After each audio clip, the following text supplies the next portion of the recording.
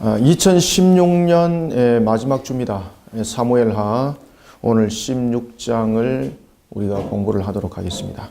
우리가 지난주에 우리가 봐왔던 것 가운데서 우리가 주목해야 될 것이 하나가 있었죠. 그것은 무엇인가 하면은 어떤 문제들이 생겼을 때에 이 문제들이 발생되었을 때에 이 문제들을 문제가 있는 곳에서 답을 찾으면은 답은 더 오리무중 속에 빠질 수밖에 없다.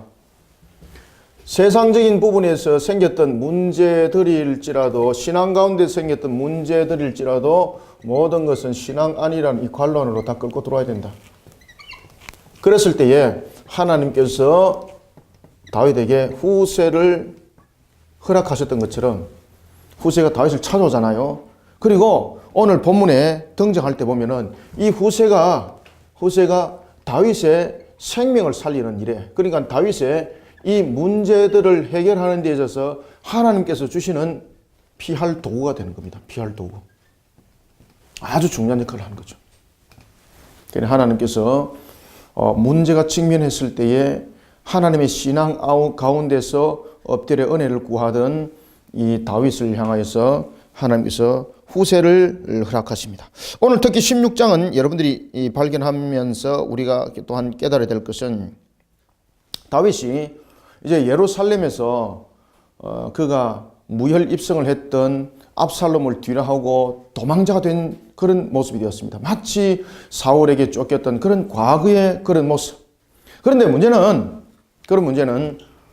자신의 문제들만이 있는 것이 아니었습니다. 다윗을 주변에서 애워사는 또 다른 문제들이 있었던 거죠. 그래서 우리가 16장에서는 특히 무엇을 강조하고 있는가 하면 16장에서는 거듭된 시련입니다. 거듭된 시련. 거듭된 시련. 이 거듭된 시련을 어떻게 문제를 풀어갈 것인가. 제가 방금도 이 속에서 말씀드렸던 것처럼 이 거듭된 시련도 결국은 문제거든요. 이 문제의 답을 밖에서 문제의 답을 찾지 않습니다. 다윗이. 이 거듭된 시련을 어디서 끌고 갈까요? 그렇죠. 신앙 안으로 끌고 들어가는 거예요. 그래서 여기서 답을 찾는 거예요.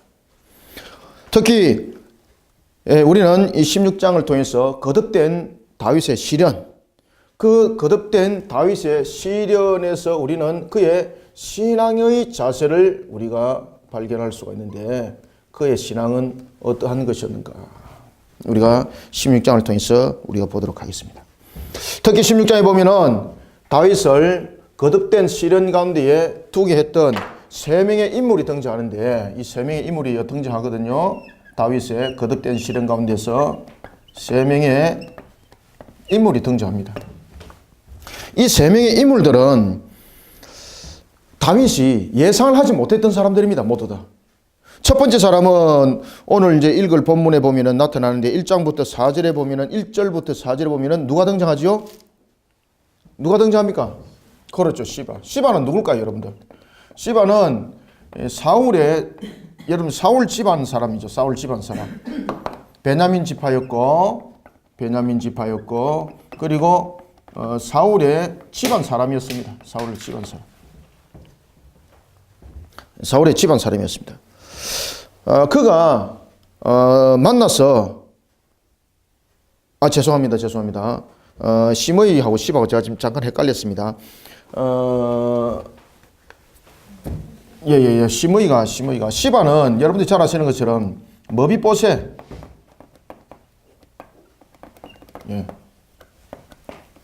2016년이 마지막이 되다 보니까 사람 이름까지 헷갈려서 말을 하고 그럽니다. 오늘 이 본문에 보면은 시바가 머비보셋의 종으로서의 그 역할을 감당했는데 이 시바가 나타나서 다윗에게 그가 거짓 증거를 하는 겁니다. 그런데 문제는 다윗이 이 시바의 거짓 증거에 홀가닥 넘어가 버립니다. 자신이 예루살렘을 벗어나서 나아갔을 때에 이 시바가 다윗에게 세 가지의 예물을 그에게 가지고 옵니다. 그러니까 다윗이 여러분들요, 우리가 어떤 문제들이 생겼을 때, 밖에서도 어떤 문제를 생겼을 때 항상 여러분들 말씀의 거울에 비춰보십시오. 이것을 우리가 습관처럼 여러분들 여기는 저와 여러분들이 되어야 됩니다. 그러지 않으면은 문제가 아주 사통팔달로서 복잡한 문제로 발달하게 됩니다. 오늘 본문에도 보면은 여러분들 그가 시바가 본문에 등장할 때 보면은 세 가지의 예물을 가지고 오는데 첫 번째는 나귀를 가지고 오죠. 나귀. 그죠? 나귀.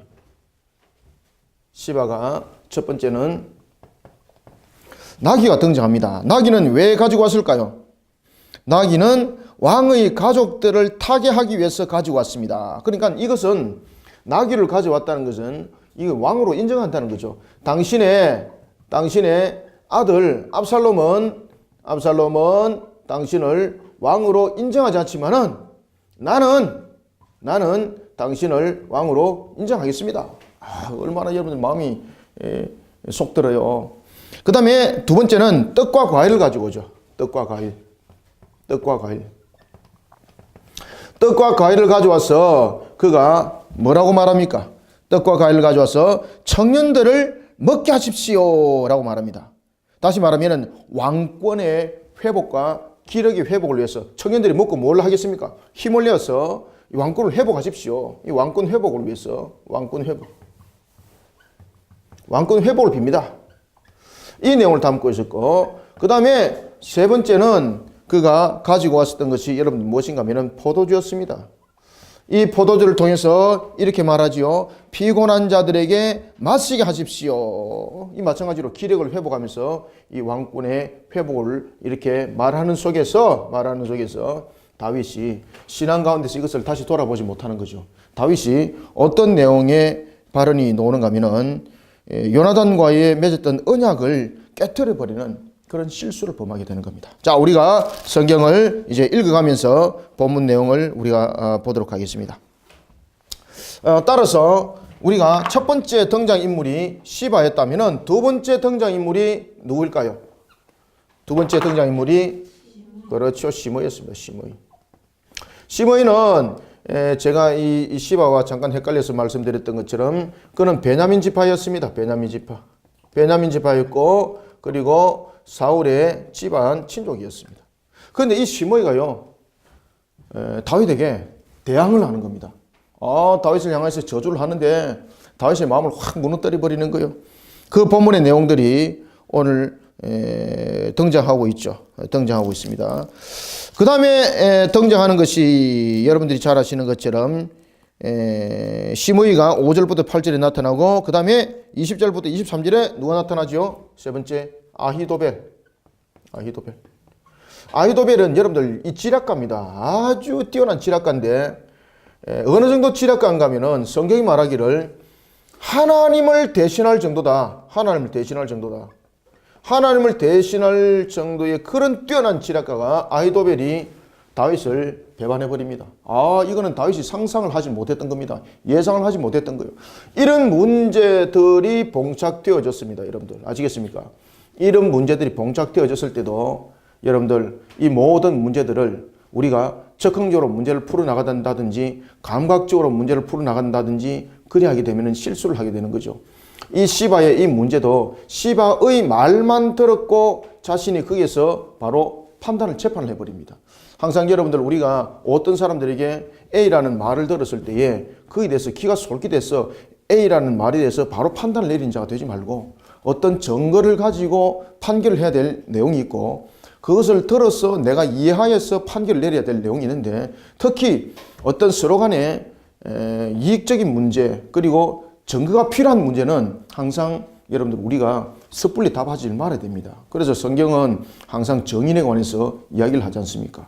다윗이 이런 부분에 대해서 편향적인 모습으로 그가 돌아서서 판결을 내려버린 겁니다. 그러니까 신앙 가운데서 이 문제는 분명히 신앙 가운데서 판결을 내려야 될 문제였거든요. 시바가 그런 문제에 대해서 이야기를 했을 때에 다윗이 그래 그러면 그것을 받아들이는 거예요. 받아들이면서 거기서 바로 그가 그냥 감성적으로 말을 해서 판결을 내리는 것이 아닙니다. 그가 판결을 내릴 때는 이 문제에 대해서는 그가 분명히 머비 프로세스에 관해서 이 내용을 들은 바가 없지 않습니까? 그러면은 정의를 통해서 그 사실을 들은 다음에 판결을 해도 충분한 거예요.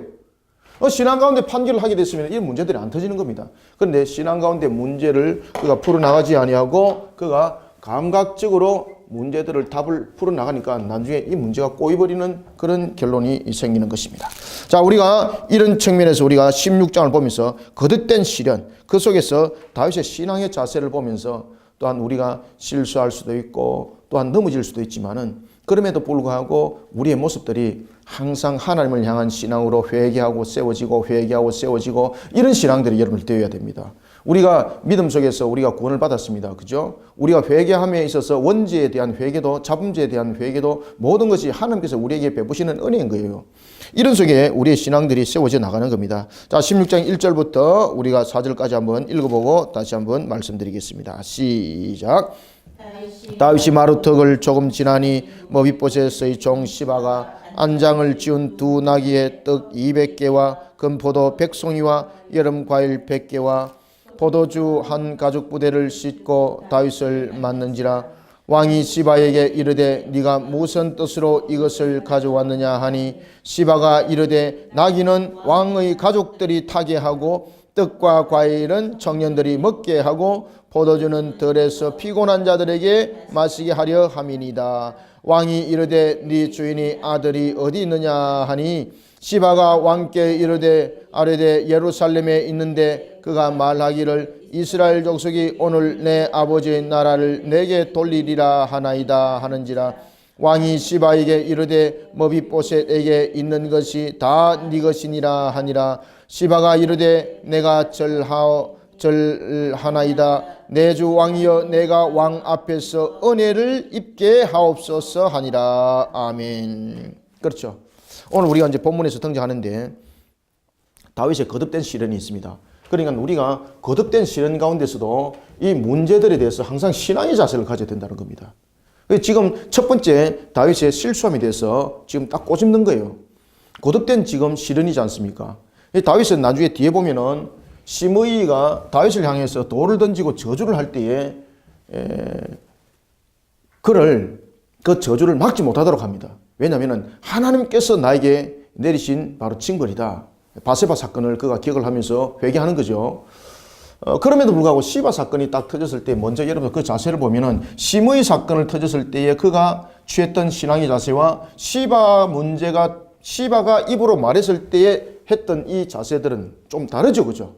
그래서 여러분들이 우리가 어떤 문제들이 왔을 때 거듭된 시련 가운데서도 이성을 잃지 마시고 신앙의 이성을 잃지 마시고 아시겠습니까? 신앙의 이성을 잃지 마시고 항상 우리가 신앙의 한 걸음 한 걸음 나아가는 데 있어서 나의 판단을 먼저 앞서지 말고 그것을 항상 신앙의 저울로 달아보고 그리고 결정지어도 늦지 않다. 바로 결정지어야 될 문제가 있는 것은 바로 결정을 지어야 되지만은 지금 오늘 본문에 등장하는 시바의 문제는 바로 결정을 안 내려도 충분한 문제예요. 그런데 다윗이 이 세 가지에 눈이 멀어버린 거죠. 여러분 아시겠습니까? 야, 여러분들 예수님께서 40일의 금식을 통해서 광야에서 금식 기도를 하고 있을 때에 이 사탄이 마귀가 나타나가지고 무엇으로 유혹했습니까? 먹는 문제. 그죠? 권세, 명예 이런 것을 가지고 예수님께 다가오잖아요. 이것이 우리의 약점이에요. 그럴 때에 우리의 모습은 거듭되는 시련 가운데서도 신앙의 자세를 잃지 마라. 다시 말하면은 무엇을 잃지 마라? 신앙의 이성을 잃지 마라. 신앙의 이성을 잃지 마라 합니다.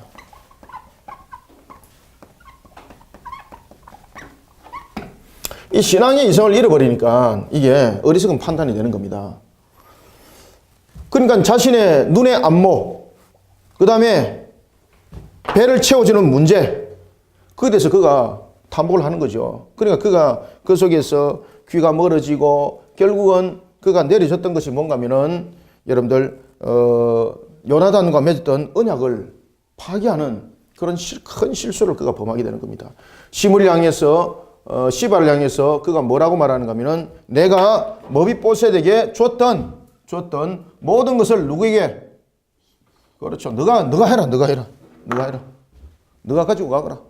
다윗이 이런 큰 실수를 범하는 겁니다.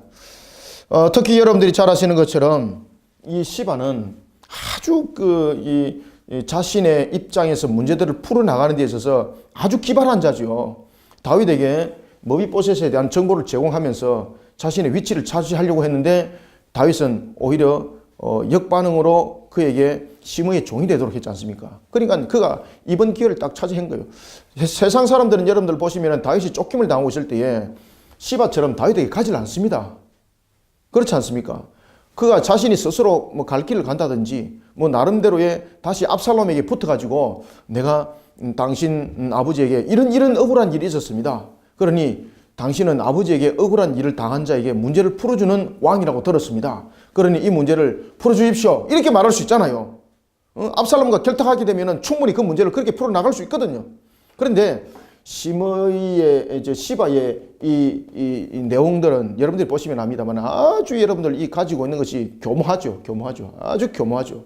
그러니 처음에 원초를 통해서 원인을 제공했던 다윗을 통해서 그 원인의 문제를 시바는 오늘 본문에 보면은 시바는 다윗을 통해서 일어났던 그 원인의 문제를 다윗을 통해서 그가 이 문제를 회복시키려고 그러는 거예요. 그게 제일 정답이죠. 그렇지 않습니까? 압살롬에게 찾아가서 나중에 이야기하다 보면 구구절절 이야기를 하게 되고 혹이나 잘못될 수가 있잖아요. 그러면은 이때에 시바가 딱 결정을 지었던 것이 지금 도피하고 있는 상태란 말이죠. 도피하고 있는 상태에서 두 가지 문제가 있습니다. 첫 번째는 왕권에 대해서 그가 잃어버린 상태였고, 두 번째는 급히 도주하다 보니까 먹을 것에 대한 문제가 생겼고, 그것을 누가 알고 있었더라? 시바가 알고 있는 거예요, 여러분들요. 그러니까 다윗에게 제일 필요한 두 가지를 갖다가 딱 다윗에게 그냥 딱 갖다 주는 거예요. 나귀를 통해서 내가 당신을 왕권을 인정하겠습니다. 당신 아들 압살롬이 인정하지 않더라도 나는 당신을 왕으로 인정하겠습니다. 그 다음에 떡과 과일 그리고 포도주를 딱 예물로 가지고 오면서 왕권을 기력을 찾아가지고 왕권을 속히 회복하십시오. 야, 이렇게 말하고 있는데 다윗이 안 넘어가겠느냐고 여러분들 아시겠습니까? 이와 같은 시바와 같은 우리의 환경과 형편들이 우리가 이렇게 어려움을 당했을 때에 저와 여러분들이 거듭된 시련 가운데 딱 놓여져 있을 때에 우리에게 이렇게 접근할 수 있어요. 사탄 마귀가. 알겠습니까? 그러면은 다윗이 넘어갔습니다. 하물며 저와 여러분들이겠습니까? 그때 우리에게 필요한 것은 뭔가 하면은 우리가 거듭된 시련 가운데서도 신앙의 자세를 잃지 말라는 거죠. 그러니 우리의 신앙의 이성을 잃어버리면 안 되는 것입니다.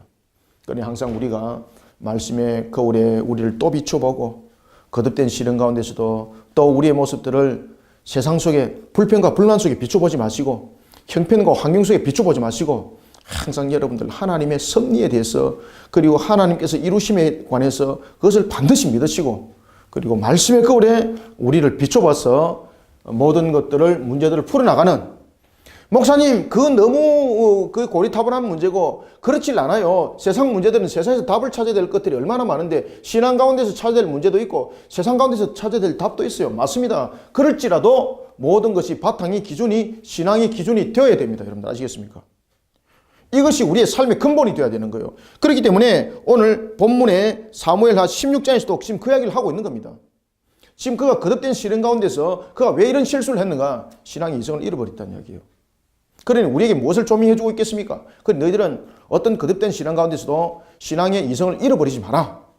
신앙의 이성을 잃어버리지 않기 위해서는 어떻게 해야 되는가? 말씀이 무엇을 말하고 있는가? 그래서 서둘러 이야기할 필요가 없지 않습니까? 이거는 분명히 정인이 필요한 문제거든요. 그러면 다음에 결정지어도 될 문제인 거예요. 그런데 신앙의 이성을 잃어버리면 여러분들요, 감각, 감성이 먼저 나와요. 사탄은 그것을 잘 알고 있는 거죠. 그래서 사탄이 그것을 탁 건드리는 거예요. 그대로 탁 넘어가 버린 겁니다. 압살롬으로부터의 위협을 안전을 기원하면서 자신의 야욕을 채우기 위해서 환심을 앞세우는 이 시바.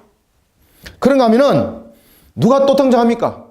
그러니까 다윗이요, 거듭된 시련 무너지고 또 무너지는 거예요. 예상하지 못했던 두 번째 사람이 등장하는데 시바 문제는 그가 오히려 위로를 받았습니다. 그런데 한편에서는 위로를 받았지만은 자신이 큰 실수를 했다는 것을 나중에 깨달아요.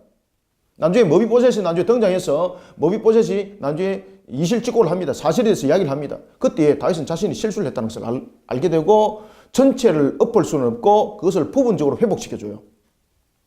다윗이 그런 신앙의 이성을 잃어버린 모습이죠. 또 하나는 자신이 예상하지 못했던 또 한 사람을 만납니다. 그러니까 우리가 거듭된 시련 가운데서 이런 과정들이 우리에게 주어졌을 때에 우리는 어떻게 되는가? 성경이 우리에게 물어보는 거예요. 여러분들 아시겠습니까? 그렇기 때문에 성경은 히스토리컬, 역사적인 내용들을 가지고 설명하면서도 우리에게 항상 신앙으로 견인하고 있다는 것을 여러분들이 깨달으셔야 됩니다. 성경은 역사적인 것들을 갖다 이렇게 전개하고 끝나는 것도 아니에요. 그러면 역사책이라고 말하는 거예요. 성경은 살아계신 하나님의 말씀이라고 말할 수 없는 거예요. 이 내용들을 통해서 우리에게 신앙의 견인을 오늘도 하고 있고, 그리고 이 말씀을 통해서 우리에게 가르친 바가 있는 거예요. 그렇기 때문에 말씀은 죽었다 살아있다. 살아있는 거예요. 그래서 말씀은. 자, 여러분들 누구를 또 만났다고요? 시므이를 만난 거죠. 자, 시므이가 뭐라고 말하는지 한번 봅시다. 5절부터 8절을 읽습니다. 시작.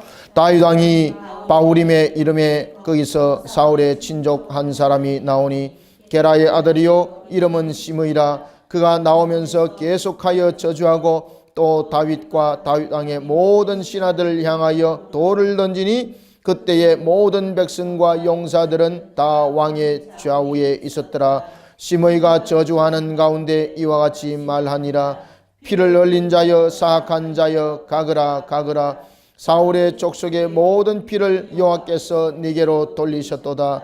그를 이어서 네가 왕이 되었으나 여호와께서 나라를 내 아들 압살롬의 손에 넘기셨도다. 보라, 너는 피를 흘릴 자이므로 화를 자초하였느니라 하는지라. 아멘. 지금 시므이가 등장해서 무엇이라고 말합니까? 피 흘린 자라고 말하잖아요. 그리고 피 흘린 자니 그 피가 너에게 돌아갈 것이라고 말하고 있었습니다. 하나님의 말씀이 그대로 지금 적용이 되고 있지 않습니까? 여기서 다윗이 진짜 깨닫는 겁니다. 아, 바세바 사건. 아시겠습니까? 그러니 이 압살롬 사건이 바세바를 통하여서 하나님께서 나에게 내린 징계라는 사실을 다윗이 깨닫는 거예요. 자, 여러분들, 히브리인들이 돌을 그 사람들에게 던질 때가 있습니다. 히브리인들이 어떤 문제를 가지고 돌을 던질 때는요, 아주 심각한 문제를 가지고 돌을 던집니다. 왜 돌을 던질까, 여러분들요? 우리가 성경에 보면은 돌을 던지는 경우가 있었습니다. 돌을 던지는 경우가 보면은 첫 번째, 가늠한 여인이죠. 가늠한 여인에게 돌을 던지고, 그 다음에 신성을 모독한 자들에게 돌을, 오늘 본문에도 보면은 다윗에 관해서 이렇게 얘기하고 있습니다. 돌을 던지죠. 그 다음에는 보면은 율법을 어긴 자들, 율법을 범한 자들, 그 다음에 공동체에 큰 해를 끼친 자들,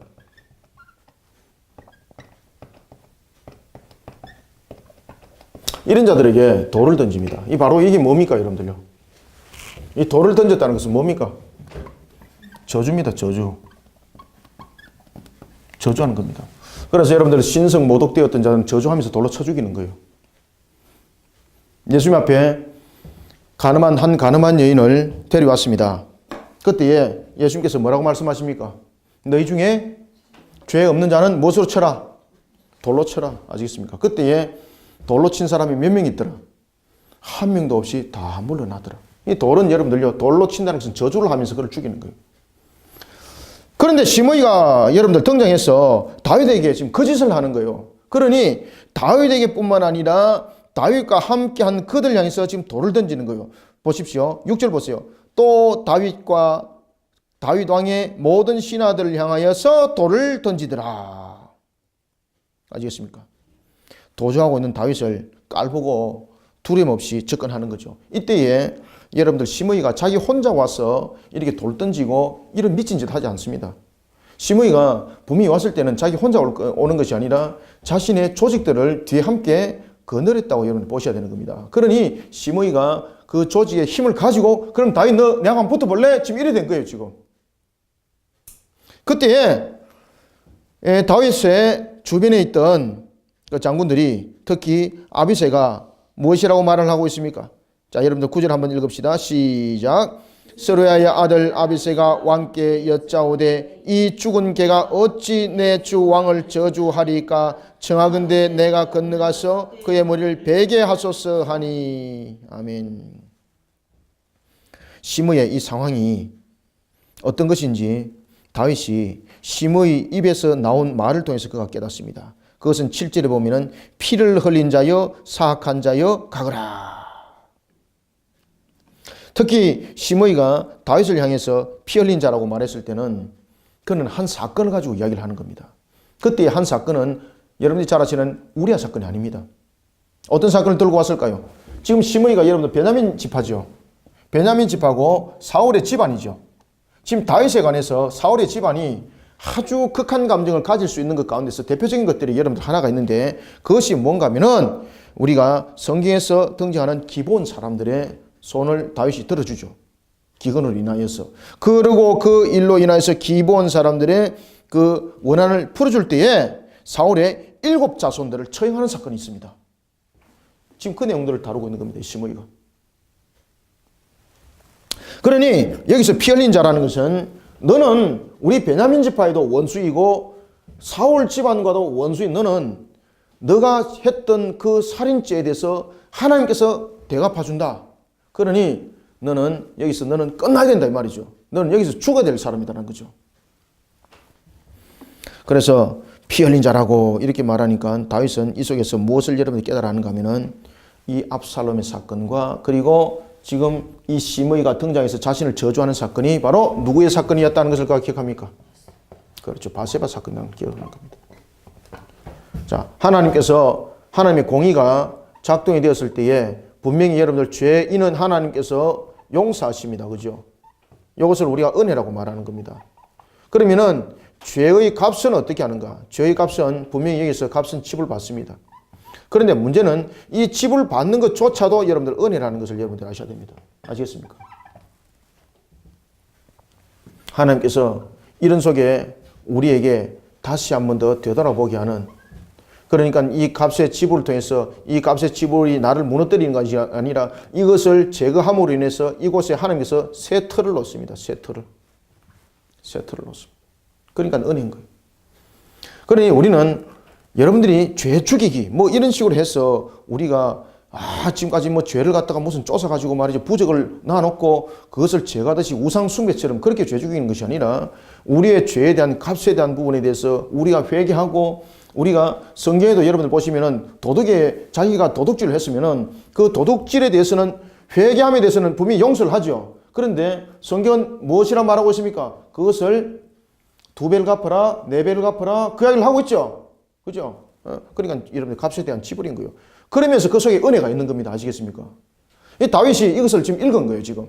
그러니 다윗이 뭐라고 말하는가 하면은 이렇게 말을 하고 있습니다. 왕이 이르되 자 10절부터 자 12절까지 11절까지 읽어볼까요? 시작.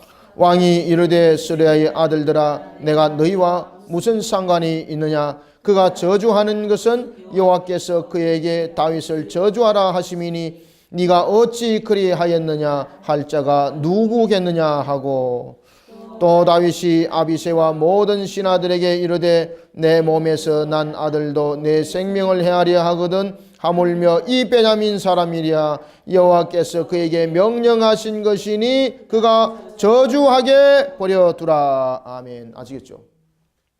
그래서 10절과 11절 저주하게 버려두라 라는 것은 이 다윗의 신앙을 볼 수가 있습니다.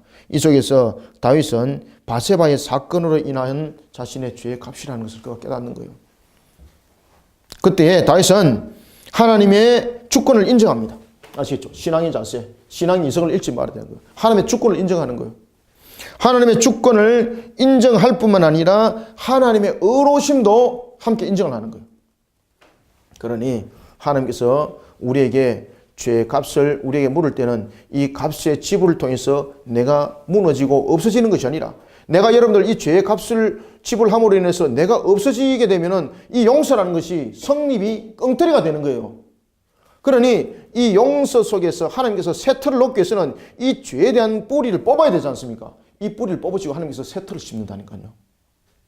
그러니 우리는 하나님의 공의를 아주 인정머리 없고 하나님의 공의를 마치 작아지고 대가지고 그냥 짓밟을 것은 짓밟고 그다음에 허락할 것은 허락하고 이것을 여러분들 공의라고 생각하시면 안 돼요.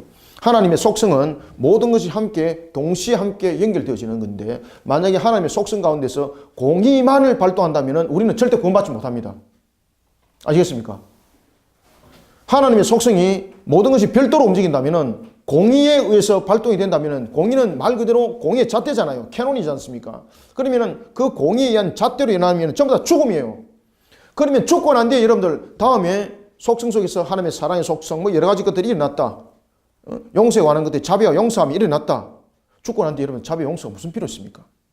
아시겠습니까? 그래서 하나님의 속성들은 우리가 마치 칼로 자르듯이 A라는 속성, B라는 속성 이렇게 구별돼서 오는 것이 아니라 마치 삼위일체가 일체를 이루는 것처럼 하나님의 속성들이 그렇게 우리에게 자비롭게 은혜롭게 다가옵니다.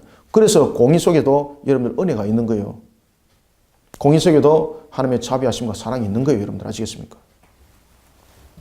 그럼 다윗이 그것을 이제 신앙의 눈으로 바라보는 겁니다. 그러니 우리가 거듭된 시련 속에서도 신앙의 자세를 잃지 말아야 되는 것이요. 따라서 신앙에 우리가 자세를 잃지 않기 위해서는 어떤 문제들이 생겼을 때에 바깥쪽의 문제든 안의 문제든 어떤 문제들이 생겼을 때에 항상 그 문제들을 신앙 안에서 바라볼 수 있는 신앙의 눈들이 있어야 된다. 신앙 안에서 바라볼 수 있는 그런 눈들을 가지는 우리 성도들이 되시기 바랍니다. 이런 신앙의 눈들을 가져야 되는 겁니다. 그러니 신앙의 이성을 잃지 말아야 되는 겁니다.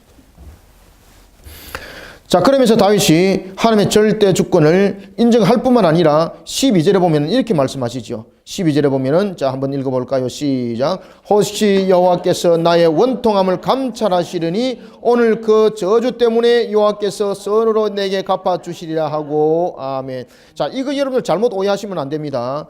이게 마치 저주를 받았기 때문에 하나님께서 이제 선으로 갚아주시는 것이다 이렇게 보시면 큰일 나는 거예요.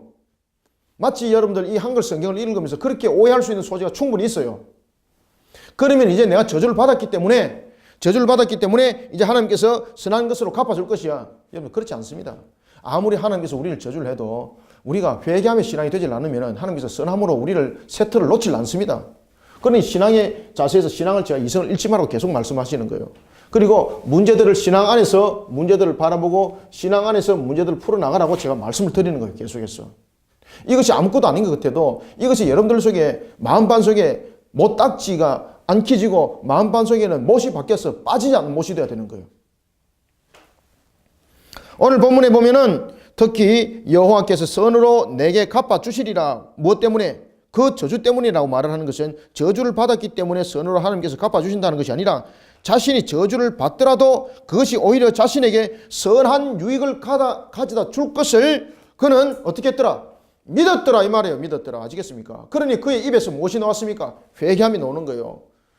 오늘 본문에도 보면은 아비새에게 스루의 아들 아비새가 이 죽은 개가 어찌 우리에게 덤이 듭니까? 왕이여 명령만 하십시오. 제가 가서 목을 따오겠습니다. 목을 잘라오겠습니다. 그때에 다윗이 뭐라고 말합니까? 두어라.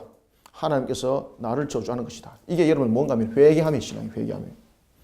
그래서 우리는 어떤 죄의 값을 지불할 때에 우리에게 너무나도 필요한 것은 여러분들요, 자범죄든 모든 죄든 이 죄에 대해서 값에 대한 지불은 우리가 배상도 중요하지만은 회개함의 바탕이 깔리지 않는 배상은 그것 전부 다 가식입니다. 자, 도둑질 했습니다. 하나님께서 갚으라 그랬습니다. 그러면은 그것을 2배나 갚고 4배나 갚는데 회개함이 없이 율법에서 그렇게 했기 때문에 내가 이것을 갚으면은 이제는 그 죄로부터 내가 이제는 벗어날 것이고 내게 이제는 누림이 있을 것이다. 이건 여러분들 우상숭배자. 오늘 본문에서도 다윗이 우리에게 가르쳐주고 나타내주고 있는 것처럼 여러분들 반드시 회개함이 함께 실려져야 되는 것입니다. 그래서 신앙의 이성을 잃지 않는 것은 회개함의 신앙이 바탕이 되는 것입니다. 그러니 문제가 신앙 안에서 풀려져야 된다는 것은 이런 내용들을 함께 담고 있다는 것입니다. 이해를 하셨습니까? 예. 그런 다윗이 자, 13절부터 14절 한번 또 읽어보겠습니다. 시작. 다윗과 그의 추종자들이 길을 갈 때에 시므이는 산비탈로 따라가면서 저주하고 그를 향하여 돌을 던지며 먼지를 날리더라. 왕과 그와 함께 있는 백성들이 다 피곤하여 한 곳에 이르러 거기서 쉬니라. 아멘. 오늘 본문에 보면은 시므이가 따라가면서 저주하는 거예요. 여러분들 따라가면서. 이거 정말 열받지, 그죠? 그냥 한 군데서 끝내버렸으면 참 감사한데 이게 끝까지 따라오는 거예요. 이게 정말로 여러분 뚜껑 열립니다. 이래 되면은 이성을 잃어버릴 수 있어요. 이것이 여러분들 사탄의 전략이죠. 만약에 여러분들 다윗이 이 상태에서 화가 촉발하여서 시므이를 생명을 뺏어버렸다. 그러면 다윗은 여기서 끝나는 거예요. 여기서. 심지어 그는 저주를 하면서 무가치하고 쓸모없다고 돌을 던지면서 먼지를 날립니다. 이 먼지 날린다는 것은 다윗에 대한 가치를 말하는 거거든요. 너같이 무가치한 것은 이 땅에 있을 이유가 없다는 거죠. 너같이 무가치한 자들이 이 나라를 다스렸기 때문에 지금 문제가 심각한 거야. 지금 이런 이야기죠. 그런데 그것을 다 받아들이는 거예요. 다윗이. 얼마나 여러분들 심령이 복잡했겠습니까? 그러니까 14절이 그 마음을 설명하는 겁니다. 지금 시므이가 영적으로 얼만큼 여러분들 다윗을 그리고 다윗의 일행들을 힘들게 만드는지를 14절이 설명하는 거예요. 그래서 14절에서 뭐라 말하는가 하면 왕과 그와 함께 있는 백성이 다 피곤하여 한 곳에 이르러 그곳에 쉬니라. 요단 나루트에 도착하지요. 그래서 요단강에서 불어오는 상쾌한 공기를 이렇게 마시면서 혼란스러운 마음들을 그리고 자신들의 혼미한 정신 상태를 새롭게 했다. 지금 이 말입니다. 이게. 아들 압살롬으로부터 쫓김을 당했습니다. 그럼에도 불구하고 그들이 갈 곳은 없었습니다. 그 와중에 시므이로 인하여서 당했던 이 충격적 사건, 이 속에 정신이 더 혼미했던 거죠. 그래서 14절에 그 이야기를 하는 겁니다. 나루트에 앉아서 그들이 혼미했던 마음과 정신을 새롭게 했습니다. 자, 그러면은 다윗이 쫓김을 당하고 있을 때에 그럼 예루살렘에는 어떻게 되고 있었는가? 예루살렘에는 어떤 일이 있었는가? 예루살렘에는 보면은 기가 막힌 일들이 일어납니다. 특히 예루살렘에 여러분들 보면은 다윗이 상상하지 못했던 한 사람이 다윗을 반역을 일으키죠. 다윗에게. 누구였습니까? 이 아히도벨. 지난주에도 여러분들에게 말씀드렸던 것처럼 아히도벨이 왜 다윗을 배반할 수밖에 없었는가? 왜 다윗을 배반했지? 이해가 안 가잖아, 그죠? 특히 이제 아히도벨 같은 경우는 다윗을 배반했던 것을 우리가 원인을 찾으려면 한 가지 이유밖에 없다고 볼 수가 있는 거예요. 아히도벨이 정치적 야망이 있었다? 그렇지 않습니다. 다윗 시대 때에 다윗과 함께 있으면서 이미 자신이 누릴 거는 다 누리는 사람이었습니다. 그러면 아히도벨이 다윗을 왜 배반했는가라는 것은 우리가 누구의 사건을 다시 한번 더 돌이켜 보라고요? 네? 우리야. 지금 바세바가 누구의 아내로 되어 있습니까? 바세바가 원래 우리아의 아내였는데 이 바세바가 지금 누구의 아내로 되어 있습니까? 그렇죠. 여기 대해서 아히도벨이 아주 좋지 않게 보고 있는 겁니다. 그러니 압살롬이 딱 반란을 딱 일으키니까 이 아히도벨이 다윗과 함께 하지 아니하고 누구와 함께 합니까? 그렇죠. 그래서 압살롬과 함께 하는 거예요. 이외에는 원인을 찾아보기가 거의 없다고 보시면 되겠습니다. 이런 압살롬을 향하여서 이제 여러분들 아히도벨이 그에게 지략을 베푸는 걸 보십시오. 이건요, 이 아히도벨이 정말로 그렇게까지 할 수 있을까랄 정도로 이가 아주 철저하게 다윗을 짓밟아버려요. 특히 오늘 이 본문 속에서 등장하고 있는 이 아히도벨. 이 아히도벨이 압살롬에게 두 가지를 제시를 합니다. 첫 번째는 왕위를 세움에 있어서 백성들에게 왕권에 대한 선포. 두 번째는 다윗의 제거. 이 아히도벨이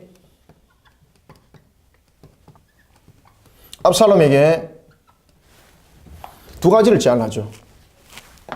아히도벨이 압살롬에게. 첫 번째는 그에게 무엇을 제안하고 있습니까? 이 아히도벨이. 아버지 다윗의 후궁이 10명의 후궁을 뒀습니다. 아버지가 남겨두고 갔죠. 이 후궁들로 하여금 백성들이 보는 앞에서 이 후궁들을 취하도록 합니다. 왜 아히도벨이 이 압살롬을 하여금 이방인들이나 하는 그 짓을 왜 하도록 그가 조언을 지략을 했을까요? 여기 대해서 압살롬이 아주 좋게 받아들입니다. 왜냐하면 아버지의 후궁을 취한다는 것은 결국은 무엇을 말하고 있습니까? 백성들로 하여금 이 모든 왕권에 대해서 이 후궁을 취한다는 것은 이 왕권이 누구에게로 왔다는 이야기를 공식적으로 선포하는 것입니까? 그렇죠. 압살롬에게 왔다는 것을, 이것을 공식적으로 선포를 하는 겁니다. 이것을 선포. 그래서 이것을 백성들이 보는 앞에서 지붕에서 이 후궁들을 그가 취하는 겁니다. 그러면은 아히도벨은 압살롬의 어떤 왕권을 위해서만 이 행동을 하도록 했는가? 그렇지 않습니다, 여러분들. 오늘 본문에 보면은 이 다윗의 신하였던 그 아히도벨이 한 사건을 일으키게 됩니다. 한 사건을 일으키게 될 때에 이 아히도벨이 펼쳤던 계략은 바로 어떤 관계적인 측면에서 후궁들을 취하도록 했는가는 우리가 크게 두 가지를 측면을 볼 수가 있는데, 그것은 첫 번째는 지금 이 후궁을 취함으로 인해서 아버지와 이 후궁을 취함으로 인해서 어떤 문제가 생길까요? 아버지와 아들 사이에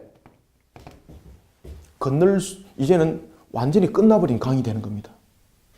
건넌 강이 되는 겁니다. 그러니까 아버지와 아들 사이에 돌이킬 수 없는 문제를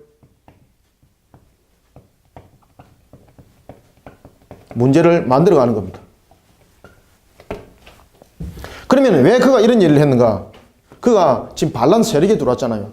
반란 세력에 들어왔기 때문에 혹이나 압살롬이 아버지와 함께 하였을 때에 자신에게 돌아올 수 있는 것은 자신이 반란 세력에 가담되었던 그를 아버지가 용서할 리가 없다, 이렇게 판단한 거죠. 그러니 결국은 이 아히도벨이 이와 같이 후궁을 취하도록 한 것은 그 왕권에 관한 것을 아들이 가지고 있다는 것을 백성들에게 공포하는 것이었고, 이건 백성들에게 공포하는 것이었고, 그 다음에 자신의 입장에서는 아버지와 아들이 돌이킬 수 없는 강을 건너버려야 되는 거예요. 그래야만이 자신이 살아날 수 있는 거죠. 그러니까 자신의 생존의 문제가 이쪽에 깔려 있었던 겁니다. 자신의 생존의 문제. 아버지를 배반을 했습니다. 배반을 했는데 그 배반을 했던 아버지가 다시 왕권을 차지하게 되면 자신의 생존에 문제가 생기는 거죠. 그러니 아예 아버지와 압살롬이 다시는 함께하지 못하도록 강을 건너도록 만들어봐야 되는 거예요. 그것이 바로 후궁을 취하도록 하는 문제였습니다. 자, 우리가 성경을 우리가 한번 읽어보도록 하겠습니다. 자, 우리가 등장하는 아히도벨, 그리고 이 문제들을 또 풀어나가는 후세 계속해서 보겠습니다. 자, 15절부터 19절 읽습니다. 시작. 압살롬과 모든 이스라엘 백성들이 예루살렘에 이르고 아히도벨도 그와 함께 이른지라. 다윗의 친구 아렉 사람 후세가 압살롬에게 나갈 때에 그에게 말하기를 왕이여 만세, 왕이여 만세하니 압살롬이 후세에게 이르되 이것이 네가 친구를 후대하는 것이냐? 네가 어찌하여 네 친구와 함께 가지 아니하였느냐 하니 후세가 압살롬에게 이르되 그렇지 아니하니이다. 내가 여호와와 이 백성 모든 이스라엘의 택한 자에게 속하여 그와 함께 있을 것이니이다. 또 내가 이제 누구를 섬기리까? 그의 아들이 아니니까 내가 전에 왕의 아버지를 섬긴 것 같이 왕을 섬기리다 하니라. 아멘.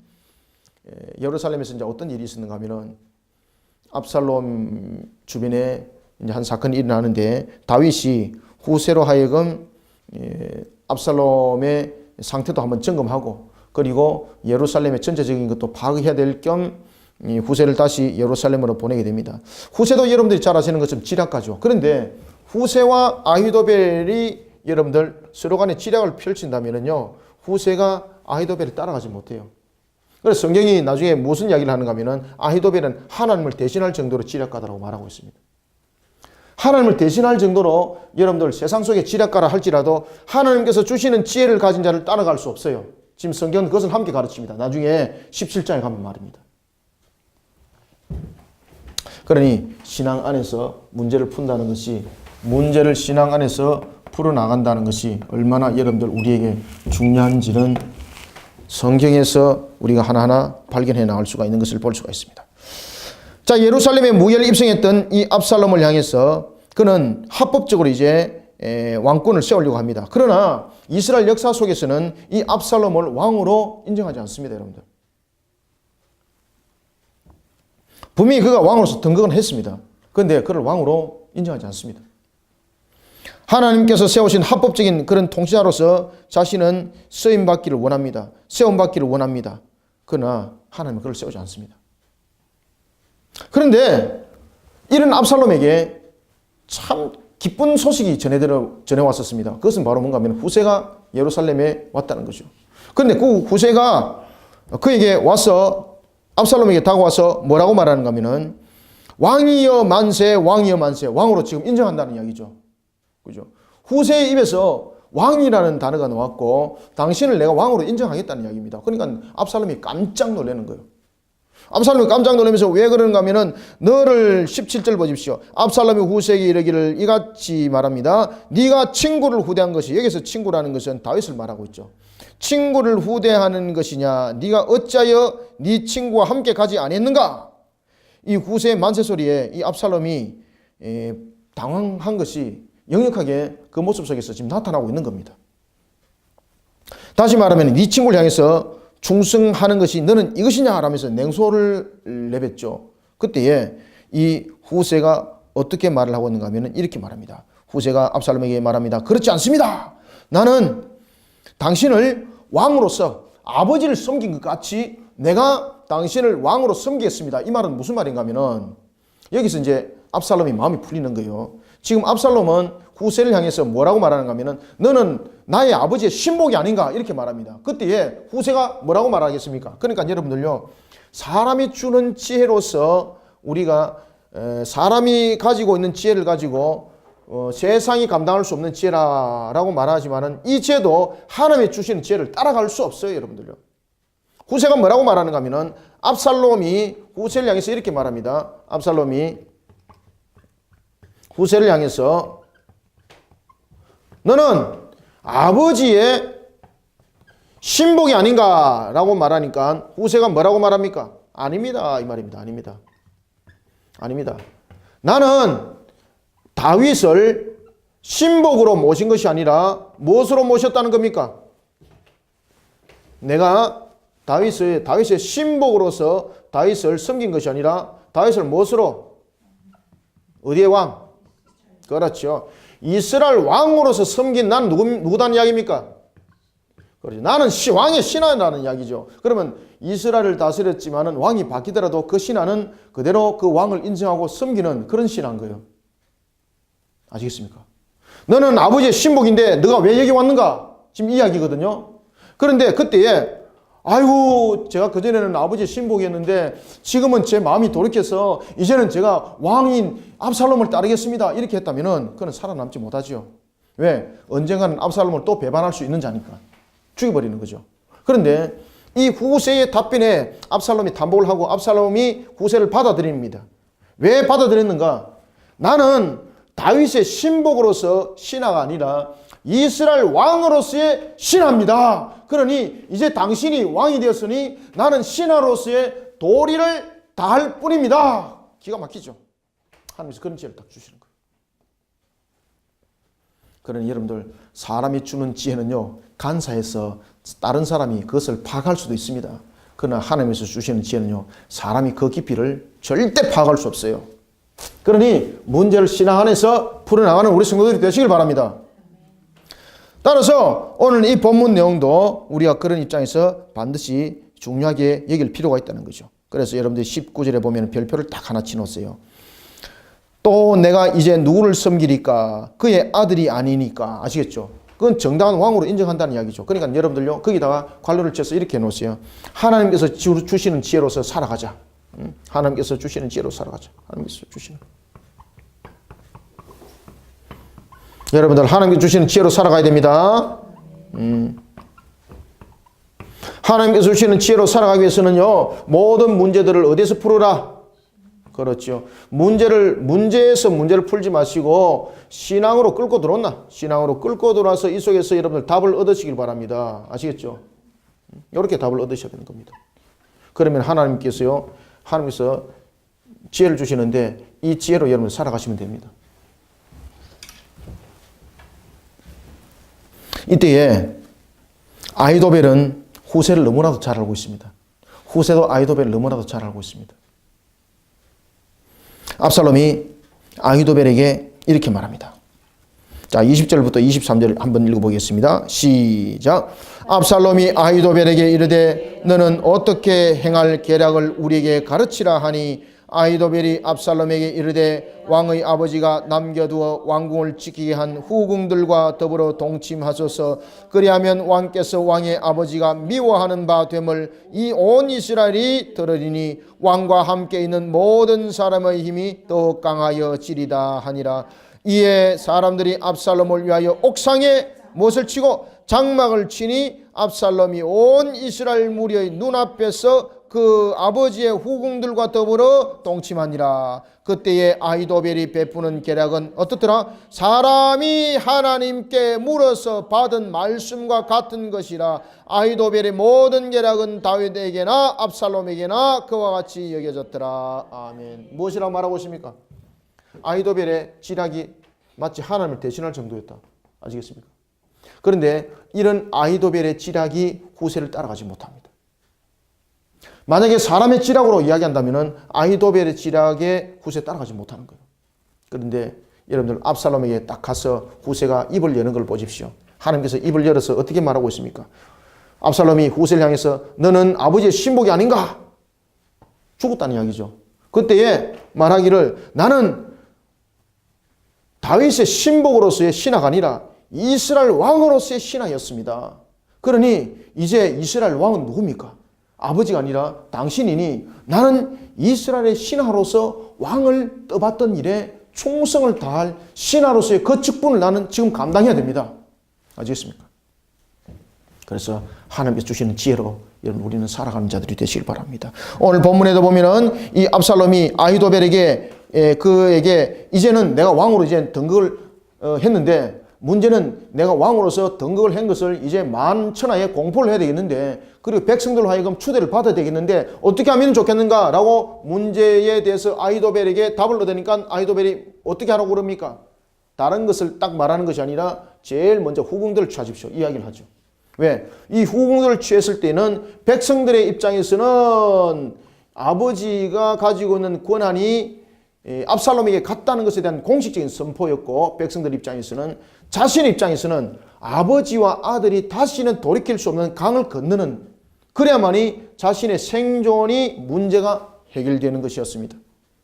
그럼 여러분들 이 아히도벨이 얼마큼 지략이 뛰어난가 아시겠죠?